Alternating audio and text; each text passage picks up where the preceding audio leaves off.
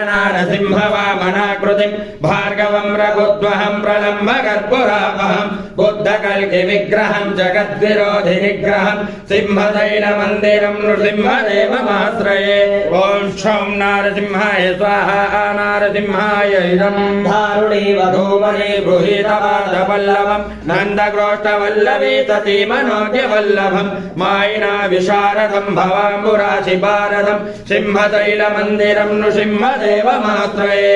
ॐ शं नारसिंहाय स्वाहा नारसिंहाय इदं मोहनापहारिणं गदानधारिणं श्रीमनोहारिणं विदेहजोनिवारिणं दानवेन्द्रवैरिणं तपोधनेष्टकारिणं सिंहशैलमन्दिरं नृसिंहदेवमाश्रये ॐ शं नारसिंहाय स्वाहा नारसिंहाय इदं वेरामसत्कविप्रणेदवेदनं स्वकाशिवं देवतारसङ्ग्रहं महोग्रतारकान्तकं जल्पितां निरन्तरं समस्तकामपूरकं सिंहशैलमन्दिरं नृसिंहदेवमाश्रये ॐ शं नारसिंहाय स्वाहा नारसिंहाय इदं रामदत्तविप्रणेदवेदनं स्वकाशिवं देवतारसङ्ग्रहं महोग्रतारकान्तकं